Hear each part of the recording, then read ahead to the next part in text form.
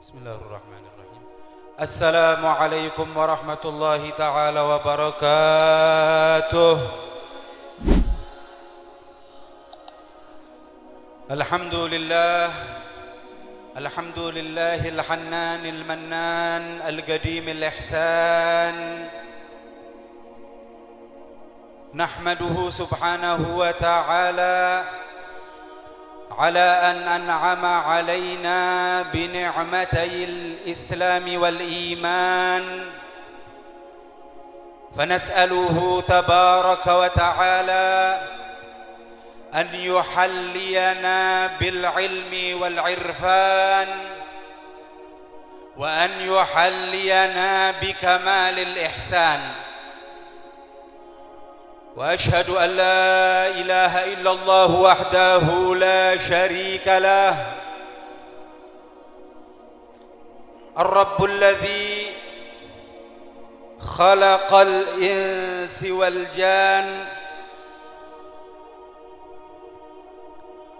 وأشهد أن سيدنا ومولانا محمد عبده ورسوله، خير خلقه ومصطفاه، معلم الإنسان. اللهم صل وسلم وبارك وكرم ومجد وعظم على سيدنا ومولانا محمد،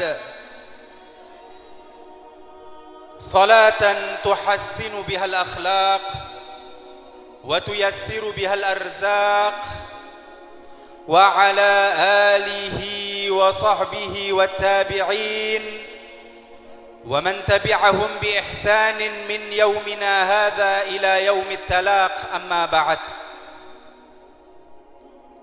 حضرات المحترمين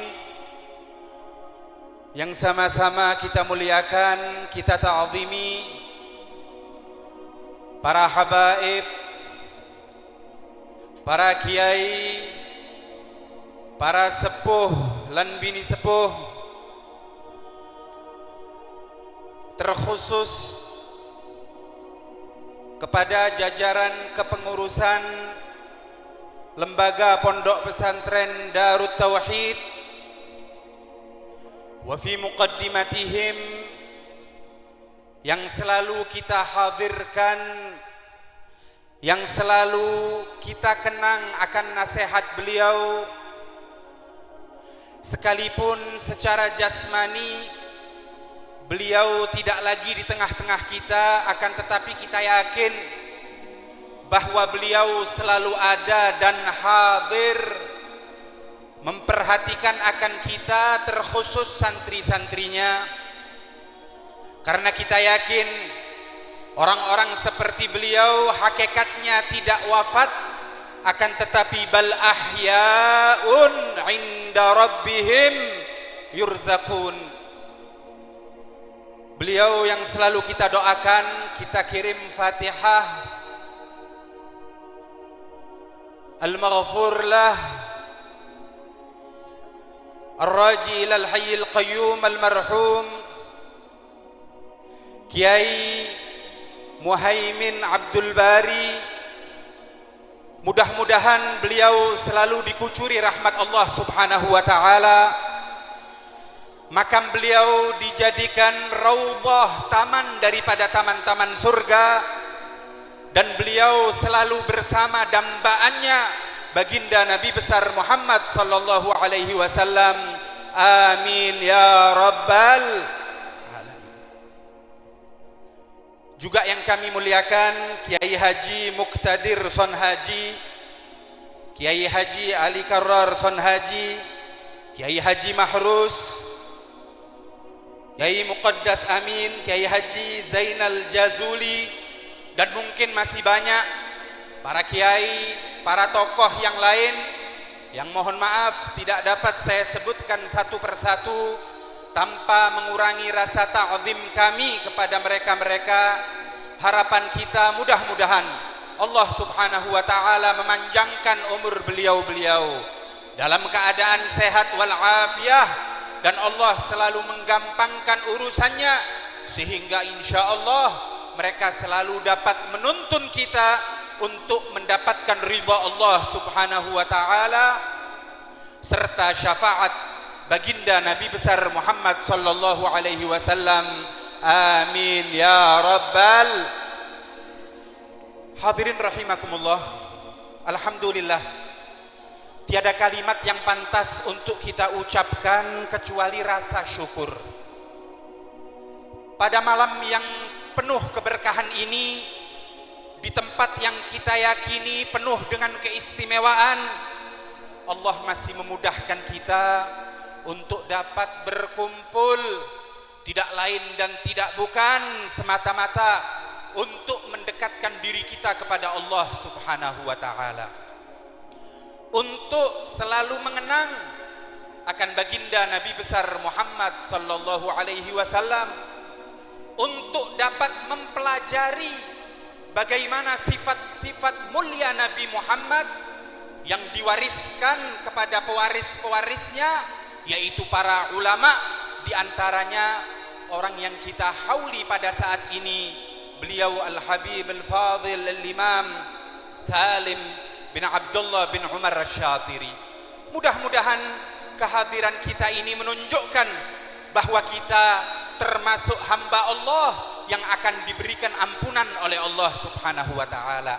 Mudah-mudahan kita mendapatkan keberkahan baik dari baginda junjungan kita Nabi besar Muhammad sallallahu alaihi wasallam maupun para pewaris beliau, para ulama, diantaranya yang kita hauli bersama Al-Habib Salim bin Abdullah bin Umar Syatiri. Amin ya rabbal alamin. Hadirin rahimakumullah, acara kita pada malam hari ini tidak bisa kita lepas dari maulid Nabi Muhammad sallallahu alaihi wasallam. Apapun yang kita rasa pada saat ini, hakikatnya muncul karena beliau Sayyiduna Muhammad sallallahu alaihi wasallam. Gampangnya, kalau bukan karena kelahiran Nabi Muhammad sallallahu alaihi wasallam, maka tidak akan ada apapun di alam semesta ini. Sudah jelas bagaimana ketika Nabi Allah Adam bertawassul kepada Nabi Muhammad sallallahu alaihi wasallam. Sebelumnya tahunan bahkan puluhan tahun bermunajat mohon ampun, Allah masih belum memberikan jawaban. Tapi ketika Nabi Allah Adam menyebut nama mulia Nabi Muhammad, maka otomatis Allah subhanahu wa ta'ala pun mengatakan, qad ghafartu laka ya Adam, sungguh aku telah mengampuni dosamu wahai Adam. Lalu kemudian Allah pun berfirman, walaupun Allah maha tahu, tapi untuk menunjukkan bagaimana keistimewaan Nabi Muhammad sallallahu alaihi wasallam, maka Allah pun berfirman, apa yang kau tahu tentang Muhammad, padahal aku masih belum mewujudkan beliau di alam ini. Maka Nabi Adam dengan gampang mengatakan, ya Allah, ketika kau ciptakan aku, kau berikan aku ilmu, lalu kemudian kau meletakkan aku di surga, maka dengan ilmu yang kau berikan, aku bisa mengetahui ketika aku melihat segala sesuatu yang ada di surga, selalu tertulis di situ nama muliamu Allah, lalu kemudian di sampingnya ada nama Muhammad, maka aku pun yakin tidak mungkin kau akan menyandingkan nama muliamu dengan nama seseorang kecuali orang itu adalah orang yang paling kau cintai. Maka Allah pun mengatakan, sadaqta ya Adam, walaulahu ma khalaqtul aflak. Kalau bukan karena Nabi Muhammad sallallahu alaihi wasallam, maka niscaya aku tidak akan menciptakan apapun. Oleh karena itu hadirin, apapun yang Allah ciptakan tidak lain dan tidak bukan hanya untuk Nabi Muhammad sallallahu alaihi wasallam. Oleh karena itu, kiai-kiai pendahulu kita, mereka itu selalu mengisyaratkan, kalau kita mau punya acara apapun itu, mau pindah rumah, mau mendapatkan anak, mau bikin hauliyah, apapun itu. Kalau mau bikin acara maka hendaknya selalu merayakan Maulid Nabi Muhammad sallallahu alaihi wasallam. Supaya kita tahu bahwa ternyata apapun yang ada hanya karena Nabi Muhammad sallallahu alaihi wasallam. Sehingga apapun yang disandarkan kepada Nabi Muhammad pasti akan menjadi mulia. Berarti kemuliaan itu bukan karena yang lain, tapi kemuliaan itu karena Sayyiduna Muhammad sallallahu alaihi wasallam. Para ulama mereka menjadi mulia karena mereka adalah pewaris ilmu Nabi Muhammad sallallahu alaihi wasallam. Para habaib menjadi mulia hanya karena mereka adalah darah daging baginda Nabi besar Muhammad sallallahu alaihi wasallam. Bukan karena zat mereka, bukan karena ilmu yang dimiliki oleh orang alim tersebut, sama sekali tidak. Tapi karena Nabi Muhammad sallallahu alaihi wasallam, maka semuanya menjadi mulia. Orang Arab, kenapa suku Arab menjadi mulia? Karena suku itu adalah suku Nabi Muhammad sallallahu alaihi wasallam. Bukankah kita selalu mendengar bagaimana Rasulullah bersabda, "Ahibbul Arab li'anni Arabi." Itu yang pertama kali disampaikan oleh Rasul. Kalian cinta kepada suku Arab bukan karena apapun, tapi karena aku, kata Rasulullah, Arabi, merupakan orang yang muncul dari suku tersebut. Hadirin, kita ini sekarang hidup di zaman yang menakutkan. Kalau kita tidak betul-betul belajar bagaimana itu syariat, maka kita akan gampang ikut-ikutan.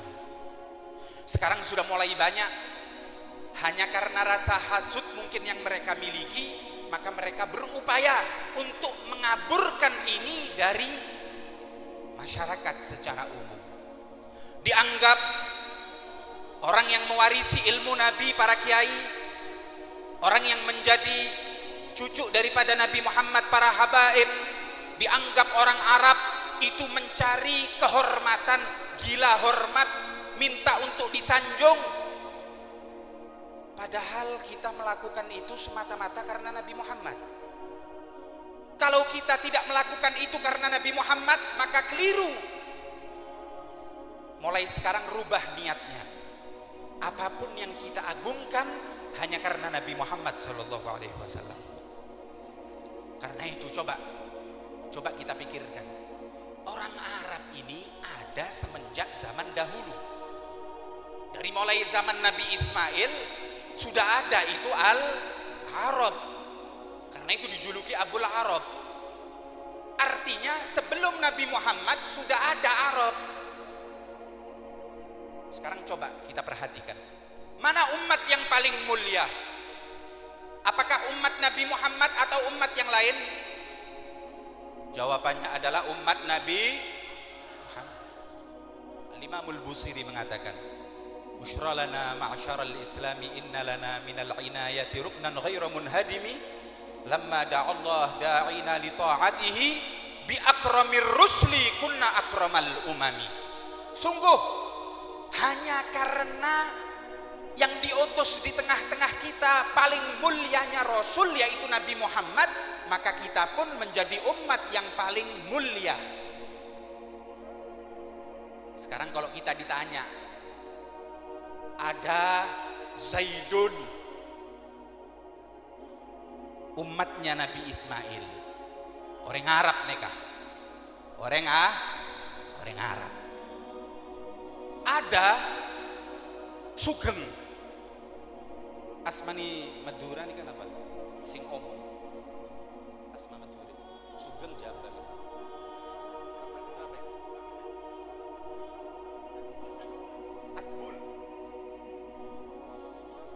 Adul, ada Adul, beda Adul, semerep sampean. Adul neka orang Madura, kampung napa neka?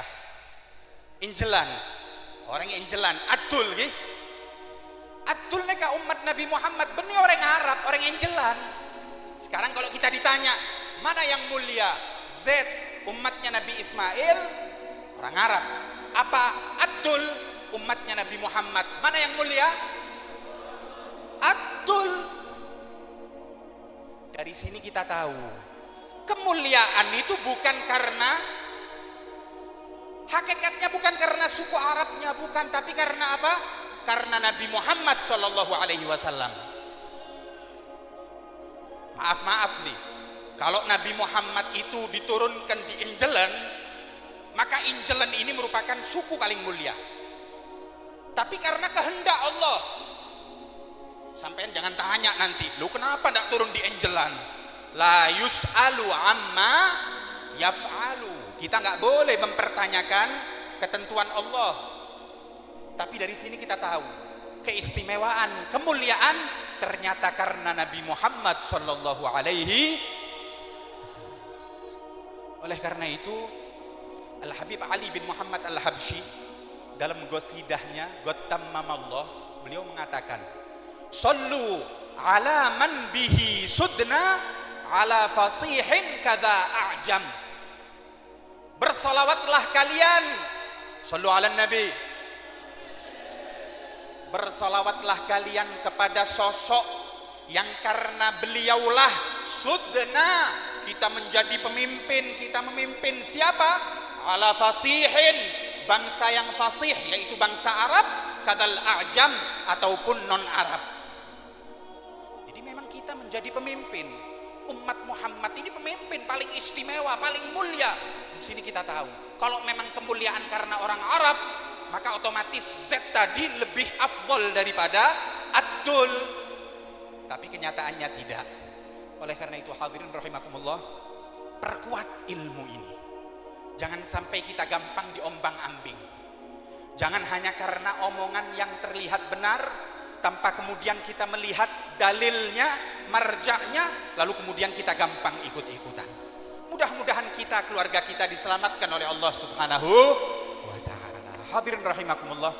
Oleh karena itu, salah satu hal yang paling pokok yang harus selalu kita tekankan adalah kecintaan kepada Nabi Muhammad SAW. Jangan sampai berlalu satu waktu pun tanpa menghadirkan Nabi Muhammad. Kita harus selalu menghadirkan beliau. Bahkan dalam 5 waktu Allah Subhanahu wa ta'ala selalu mewajibkan kita untuk bersyahadat, bersolawat. Di dalamnya terkandung nama suci Nabi Muhammad sallallahu alaihi wasallam. Dan hadirin rahimakumullah, seseorang yang ingin keselamatan baik di dunia, lebih-lebih di akhirat kelak, maka jalan satu-satunya adalah melalui kecintaan kepada Nabi Muhammad sallallahu alaihi wasallam. Guru kami Al Habib Salim bin Abdullah Asy-Syatiri, beliau pernah membawakan beberapa cerita yang berkaitan dengan mahabbatun Nabi sallallahu alaihi wasallam. Dan ternyata memang mencintai Nabi ini merupakan suatu sarana yang amat menyelamatkan kita, baik di dunia ataupun di akhirat. Karena itu Allah Subhanahu wa ta'ala dalam firman-Nya, Allah berfirman, "Wa ma kana Allahu liyu'adzibahum wa anta fihim." Sungguh Allah Subhanahu wa ta'ala tidak akan mengazab, artinya tidak akan menurunkan bencana atau membuat susah akan orang-orang yang wa anta fihim. Engkau wahai Muhammad ada di dalam sanubari mereka. Artinya orang yang di hatinya ada Nabi Muhammad, maka dia akan mendapatkan keselamatan. Beliau menyebutkan bahwa Imam Suyuti dalam kitabnya Husnul Muhadarah,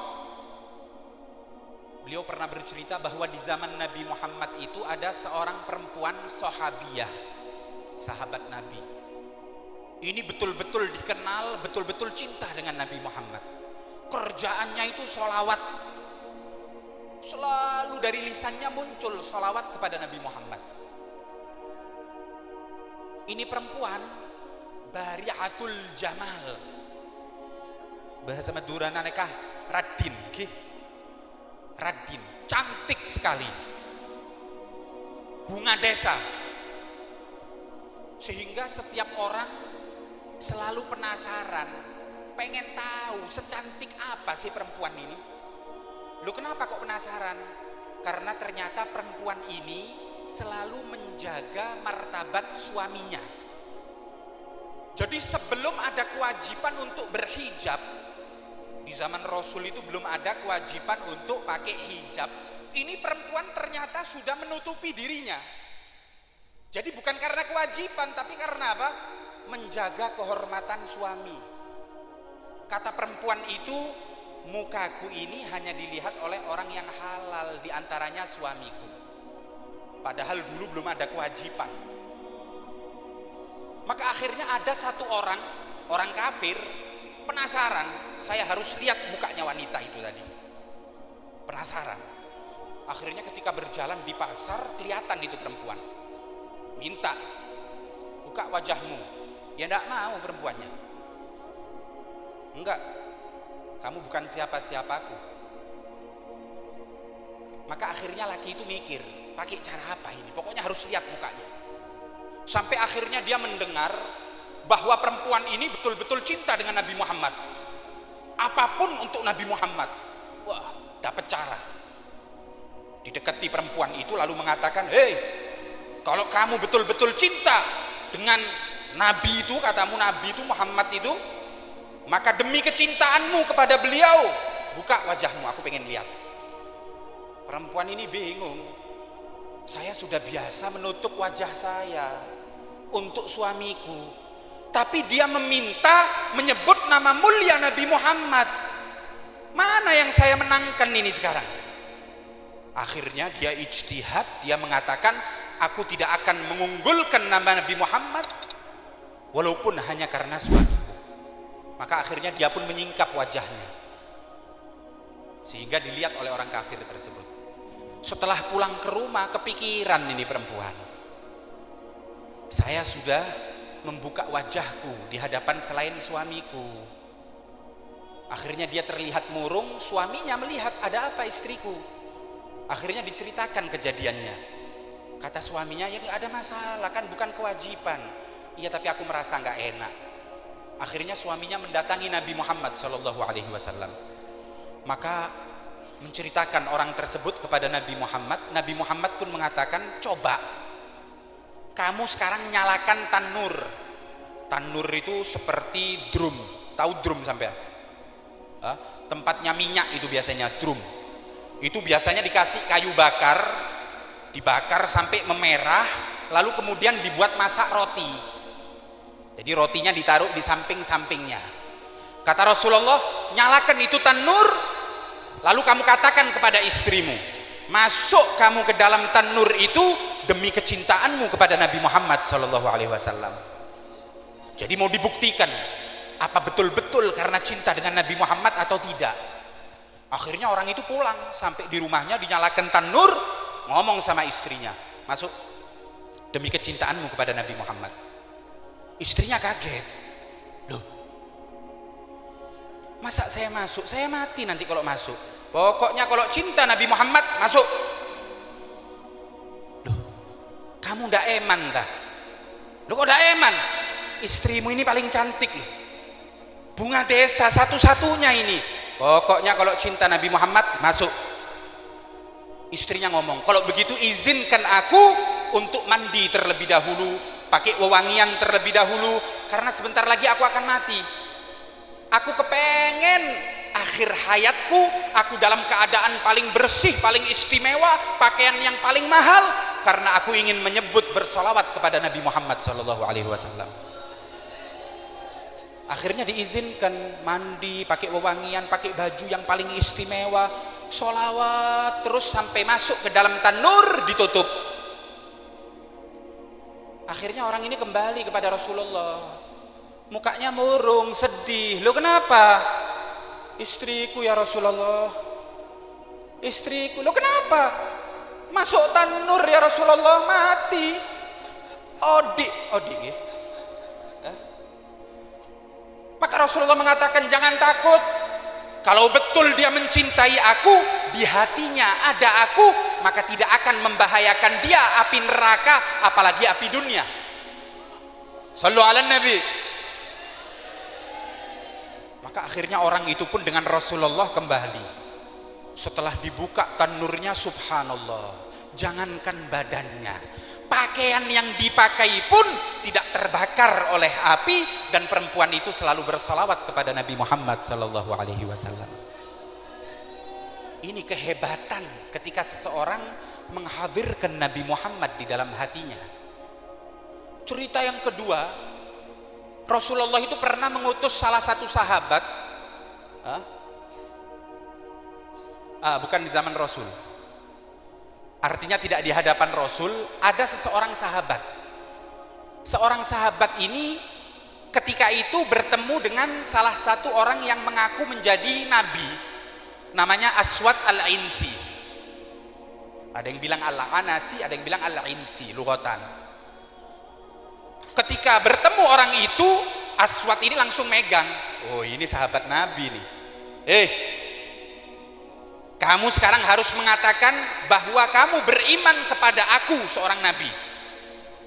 Orang ini dengan gampang, loh nabi itu bukan kamu, nabi itu Nabi Muhammad. Maka Aswad marah, memerintahkan untuk dikumpulkan kayu bakar, lalu kemudian orang ini dilempar di tengah-tengah kayu bakar tersebut. Seperti Nabi Ibrahim. Nabi Ibrahim ketika tidak mau mengimani Namrud, maka Nabi Ibrahim pun dilempar ke apinya. Namrud ini sama, orang ini dilempar ke api. Subhanallah, karena di hatinya ada Nabi Muhammad, maka dia sama sekali tidak terbakar. Sampai Sayyidina Umar itu di masa khilafahnya, ketika mendatangi tempat orang tersebut, nyari Sayyidina Umar, mana orang yang katanya waktu dibakar sama Aswad itu nggak terbakar. Akhirnya ketika ditunjuk, dia tanya sama orang itu, kalau itu aku wahai Umar, itu aku wahai Khalifah. Maka dipegang tangannya, dicium oleh Sayyidina Umar, dicium keningnya. Maka beliau pun, Sayyidina Umar mengucapkan kalimat syukur, alhamdulillah alladzi adhara fina ka Ibrahim amama nari Namrud. Alhamdulillah, zat yang telah menampakkan di tengah-tengah kita umat ini seseorang yang memiliki keistimewaan seperti Nabiullah Ibrahim al-Khalil. Oleh karena itu, kecintaan kepada Nabi Muhammad ini yang harus selalu diperjuangkan. Sebetulnya kita hadir di tempat ini, di samping kita memperingati maulid, kita ini memperingati hauliyah, hakikatnya sama. Kita sedang ingin menanamkan sifat-sifat Nabi Muhammad yang dicontohkan oleh beliau sahibul haul Al-Habib Salim Asy-Syadili. Karena itu Habib Ali Al-Habsyi beliau mengatakan, fama min khuluqin fil bariyati mahmud illa wa huwa mutalaggan an zainil wujud. Sungguh tidak ada kemuliaan sifat apapun, mau itu keberanian, kesabaran, kedermawanan, sifat-sifat apapun yang nampak daripada manusia, kecuali itu diambil dari Nabi Muhammad sallallahu alaihi wasallam. Karena itu hakikatnya kita sedang mempelajari, sebab Allah itu menjadikan Nabi Muhammad sebagai uswah. Laqad kana lakum fi rasulillahi uswatun hasanah. Kita harus menjadikan Nabi sebagai tauladan kita. Dan inilah yang ditunjukkan oleh pewaris beliau, para ulama, ketika menampakkan sifat-sifat yang ada dalam jati diri mereka, hakikatnya mereka sedang mengajarkan kepada kita tentang sifat-sifat mulia Nabi Muhammad SAW. Dan ini amat penting. Karena apa? Al-Habib Segaf bin Muhammad As-Segaf, abah daripada Al-Habib Umar bin Segaf, beliau pernah mengatakan bahwa aula ma yunsharu wa yubathu fi hadzal zaman huwa manaqibul awliya was salihin siyama al-qaribina minhum. Jadi sesuatu yang hendaknya selalu ditebarkan, selalu ditunjukkan kepada umat ini adalah bagaimana sejarah hidup orang-orang soleh, bagaimana manaqib daripada orang-orang yang soleh, para ulama. Di antaranya yang barusan kita dengar, manaqib Al-Habib Salim Asy-Syatiri, kata beliau ini merupakan suatu yang penting, apalagi kalau ulama itu hadir pada masa tersebut. Karena maaf nih, kadang-kadang orang kalau disebutkan sifat Nabi Muhammad, maka dia akan mengatakan, iya itu Nabi, itu Rasul, maksum. Rasul itu memang sifatnya luar biasa. Kita ini orang biasa, mana bisa seperti itu. Kadang-kadang alasan. Nanti disebutkan sahabat, oh iya sahabat itu melihat Rasul, maka keimanannya kuat. Karena apa? Nurun nubuwah ada di dada mereka. Istanarat bawatinuhum binurin nubuwah. Lah kalau kita ini apa? Alasan. Oleh karena itu kenapa disebutkan sirah ulama yang hidupnya masih di tengah-tengah kita? Bahkan kebanyakan kita melihat beliau. Insya Allah kebanyakan melihat Al-Habib Salim Asy-Syatiri, betul? Kalau yang di atas insya Allah kebanyakan melihat semua. Artinya apa? Beliau hidup di zaman akhir, masa Gen Z. Tahu Mbak Gen Z? Gen Z, generasi Z nih kah? Orang-orang yang hidup zaman ini. Artinya beliau hidup juga melihat ada HP. Beliau hidup melihat ada hal-hal yang tersebar di zaman ini. Tapi lihat, beliau masih bisa menunjukkan bagaimana sifat mulia Nabi Muhammad SAW. Karena itu ini pentingnya untuk menceritakan orang-orang yang soleh. Al-Imamul Junaid ketika ditanya, kenapa sih majelismu itu kok yang isinya hikayatus sholihin, menceritakan orang soleh, manaqib orang soleh, kehidupan orang-orang yang, kenapa kok nggak diisi dengan halal haram aja gitu loh. Maka Al-Imamul Junaid mengatakan, inna hikayatis sholihin jundun min junudillah yuqawwi biha quluba man syaa min ibadih. Sesungguhnya ketika diceritakan cerita orang soleh itu ibarat Allah itu sedang mengirim bantuan bala tentara kepada orang yang mendengarkan. Allah perkuat hatinya sehingga tidak dapat bimbang, tidak gampang untuk ikut-ikutan arus. Kuat dengan mendengarkan hikayat daripada orang soleh. Maka dikatakan, apa ada dalilnya? Apa memang seperti itu, hikayat itu sepenting itu? Maka Al-Imamul Junaid mengatakan, na'am. Bukankah Allah telah berfirman, wa kullan naqussu 'alaika min amba'ir rusuli ma nuthabbitu bihi fuadak. Allah berfirman mengkhitabi kekasihnya Nabi Muhammad sallallahu wasallam alaihi. Kalau disebutkan nama Nabi Muhammad, salawat. Allahumma salli ala Muhammad. Allah berfirman kepada beliau, wahai Muhammad, wahai Muhammad, sesungguhnya apapun cerita daripada orang yang soleh yang kami sebutkan di dalam Al-Quran, tidak lain dan tidak bukan adalah untuk memperkuat akan sanubarimu, untuk memperkuat akan pijakanmu. Lah kalau Nabi Muhammad di antara manhaj yang diajarkan oleh Allah adalah mendengarkan hikayat, apalagi kita. Maka kita lebih membutuhkan supaya hati kita itu betul-betul istiqamah. Maka yang di antara yang perlu adalah mendengarkan hikayat daripada orang-orang yang soleh. Karena itu kemudian didirikan acara hauliyah seperti ini. Di samping untuk menunjukkan jazahumullah khair para ashab dari Korda Madura yang telah menunjukkan kebaktian mereka kepada guru mereka Al-Habib Salim Asy-Syatiri, dan guru tidak lain dan tidak bukan adalah salah satu daripada orang tua.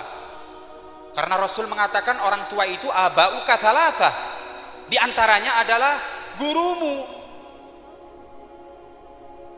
Sedangkan Rasul sallallahu alaihi wasallam ketika didatangi oleh seorang Ansor dan mengatakan bahwa kedua orang tuanya telah wafat, apa masih ada cara untuk berbakti walaupun mereka telah wafat? Rasulullah mengatakan, na'am, diantaranya as-salatu alaihima, mendoakan keduanya. Karena itu jazahumullah khair, mereka telah melakukan salah satu bentuk kebaktian, yaitu dengan cara mengumpulkan umat untuk mendoakan guru kita. Mudah-mudahan apa yang kita doakan diterima oleh Allah Subhanahu wa taala. Di antaranya juga tidak lain dan tidak bukan adalah untuk menunjukkan bagaimana sifat-sifat mulia yang mereka ulama warisi dari Nabi Muhammad sallallahu alaihi wasallam. Maka mudah-mudahan apa yang kita dengar daripada manaqib mulia Al-Habib Salim Asy-Syatiri insyaallah dapat kita jadikan oleh-oleh untuk keluarga kita di rumah. Apapun yang kita dengar tadi, bagaimana semangat beliau dalam belajar ilmu agama, bagaimana amaliyah beliau, bagaimana kemudian beliau mendedikasi, beliau betul-betul mengorbankan seluruh yang beliau miliki waktunya untuk berdakwah, untuk mengajarkan umat. Dan inilah kemudian yang menjadikan beliau termasuk salah satu tokoh. Jadi kalau kita memang ingin menjadi tokoh, kalau kita ingin menjadi orang yang terhormat, maka coba dengarkan apa yang dikatakan oleh Nabiullah Isa ala nabiyina wa alaihi afdhalus salati wassalam. Nabiullah Isa itu pernah berkata, man alima wa amila wa allama fadzalika yud'a 'aziman fi malakutis sama. Kata beliau, siapa orang yang mau belajar, ini yang terpenting, belajar. Karena itu yang namanya belajar itu tidak terikat dengan keadaan ataupun umur. Kita ini diperintahkan belajar, nggak ada terikat dengan suatu keadaan apapun. Kata Rasulullah, utlubul ilma minal mahdi ilal lahdi. Tapi caranya berbeda-beda. Mungkin kalau para santri, alhamdulillah Allah kasih waktu kosong, faragh, mereka nggak bekerja, mereka tidak melakukan aktivitas apapun, tidak sibuk menafkahi istri ataupun anak karena memang masih belum kawin. Jadi mereka betul-betul belajar totalitas, waktunya diisi untuk belajar. Begitu pula kita, walaupun punya kesibukan bekerja, ada yang menjadi petani atau penggembala, apapun itu, jangan sampai kita tidak belajar ilmu agama. Harus ada waktu. Hadir majelis taklim, hadir pengajian. Karena ingat, kata Imam Ghazali, kalau jasmani kita itu tidak diberikan makan akan mati, begitu pula rohani kita. Kalau tidak kita berikan ilmu, nggak hadir pengajian, takut-takut hati kita, rohani kita juga mati. Wala'iyadzubillah. Karena itu yang pertama, mana alimah, harus belajar betul-betul. Kemudian wa'amilah, mengamalkan apa yang dia pelajari. Amal ini penting, karena ilmu tanpa amal ini batil, nggak ada gunanya. Karena itu sampai dikatakan seperti pohon tapi nggak ada buahnya. Tapi ingat, nggak mungkin ada amal tanpa ilmu. Jadi ilmu tetap, jangan kemudian beralasan percuma belajar kalau tidak diamalkan. Tidak, tetap kita harus belajar dan berusaha untuk mengamalkan. Jadi kalau diibaratkan pohon, ilmu itu pohon, sedangkan buah itu adalah amal. Artinya mungkin ada ilmu pohon tapi nggak ada buahnya. Tapi apa mungkin ada buah tanpa pohon? Mustahil. Karena itu harus ilmu kemudian kita barengkan dengan amal. Semampu kita. Kita kalau melihat Habib Salim Asy-Syatiri dalam upaya untuk mengamalkan apa yang beliau ketahui, beliau dengar itu luar biasa. Sampai-sampai beliau itu setiap hari yang baca kitab di hadapan beliau itu puluhan kitab. Santri-santri itu membaca puluhan kitab, bukan 1-2 kitab. Nanti kalau seumpama ada wirid atau bentuk sholawat atau bentuk bacaan yang diriwayatkan oleh seseorang yang mungkin bukan menjadi wiritan beliau, maka beliau meminta santri itu untuk mengulang. Ayo kita ulang, kita baca bareng-bareng. Untuk apa? Mengamalkan.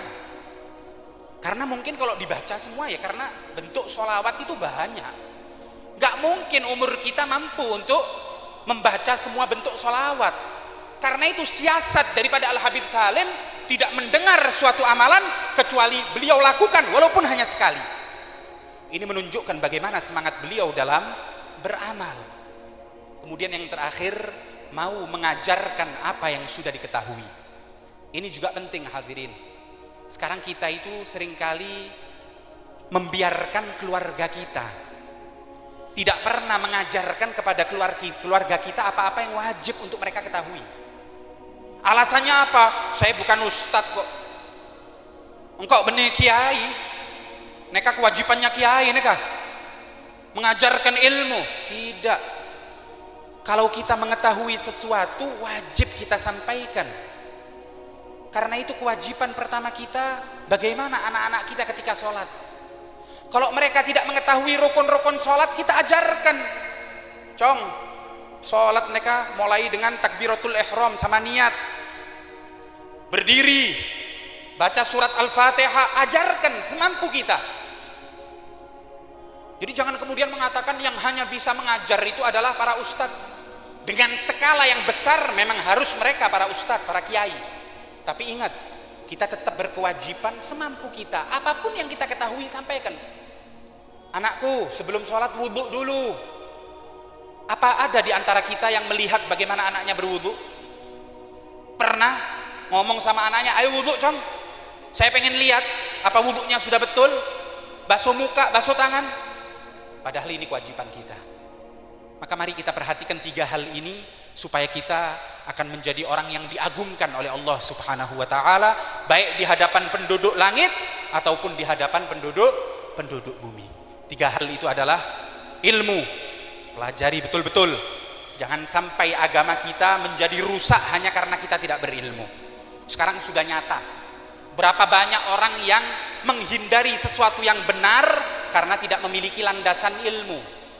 Dengar ada beberapa orang yang ngomong tanpa landasan ilmu, tahu-tahu gampang ikut-ikutan. Ini karena ilmu. Ilmu nggak ada, akhirnya terbakar agamanya. Kata Syekh Ali Sakran, al-jahlu narun lidinil mar'i tahriquhu wal ilmu ma'un litilkan nari yutfiha. Kebodohan itu ibarat api yang membakar agama seseorang.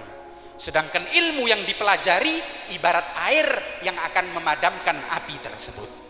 Dan jangan lupa untuk kita amalkan semampu kita apapun yang kita ketahui, lalu kemudian sebisa mungkin sebagaimana kata Rasul sallallahu alaihi wasallam, "Ballighu anni walau ayah."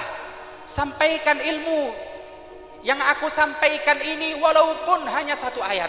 Sampaikan kepada orang yang mampu untuk kita sampaikan. Mudah-mudahan insyaallah dengan hadirnya kita di tempat ini, mudah-mudahan sebagaimana dikatakan tadi, yang kita harapkan adalah yang difirmankan oleh Allah Subhanahu wa taala, angumu maghfuran lakum. Tidaklah kita bangun dari tempat ini kecuali diampuni dosa-dosa kita oleh Allah Subhanahu wa taala.